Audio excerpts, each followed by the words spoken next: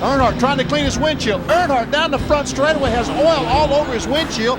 Was literally leaning out the window, cleaning off so he could see. He unstrapped his harness and he was leaning out the front. Wondering how that right front damage looks. The car. Sterling Marlin is jumping out of his car. He's going around to look at the right front fender. But, oh, he can't do that. You can't work on your car under the red flag. That's the NASCAR rule. Pull it off a little bit. You're not allowed to work on your car under the red flag. Greg Biffle is the lucky dog. He'll come around and be the 33rd car on the lead lap. I'm telling you, Stewart's bored. When you start bump drafting the pace car, he's looking for some fun. Pace car driver is Brett Bodine. Smiling. Oh, yeah, he's having a big time. NASCAR has asked Tony to back off a little bit, and he did. Is he trying to make Brett loose? Is that what he's trying to do? He was trying. It would have been done. I think he's trying to scratch the paint job. Oh, don't do that. Said just a moment ago, here's what's happened. A fan somehow gets out of the infield area, comes out on the track, and is trying to get Matt Kenseth's autograph. Oh, do you think alcohol had anything at all to do with that? Oh, my God. Kenseth's going, you're not going to believe what just happened here, guys. He jumps over the guardrail, runs back up, and then gets apprehended here. That was Dylan Bassett coming to pit road. I believe he's caught the sweeper truck. Unbelievable. Saw that truck leap. I just didn't see a car. And that is the 90 of Dylan Bassett. Tries to avoid it in the last second. I've never been wrecked by a wrecker. Natalie Decker they're trying to push Natalie Decker off the track after being involved in an incident, and then What's Brad doing? Brad's just making circles back here. Notice without the cool factor. Looks like that old commercial where they had like the radio control cars. What the hell was Brad doing? Looks like he's racing a quarter midget. His buns got too hot.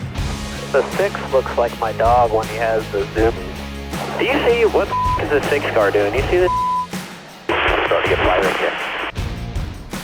Get moving to get some air out of here. Use your binoculars if you can. Let's see if it's still on fire. I think it's out. He's walking to the garage. Look at this. What an exit. Wave and see you later. Oh, no.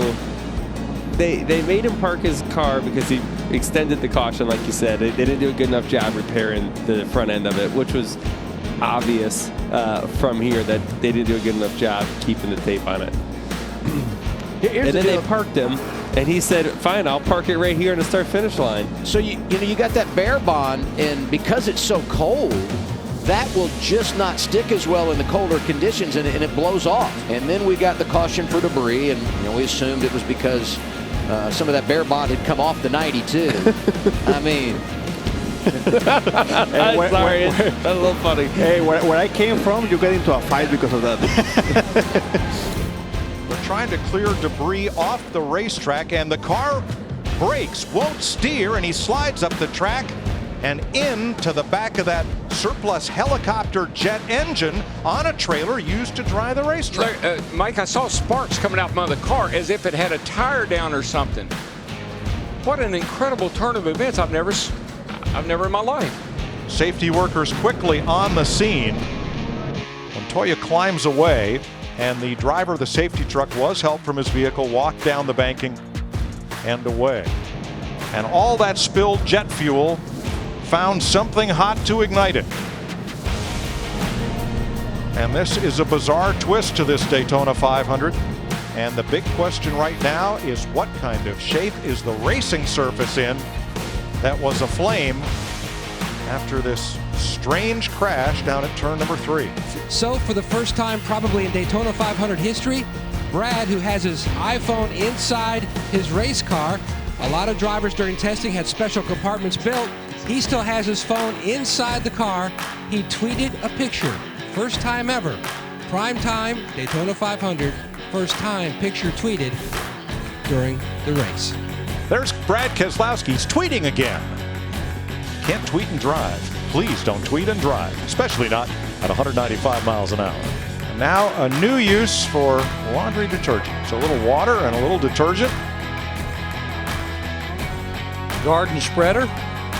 Whatever it takes. We're in the rinse cycle now.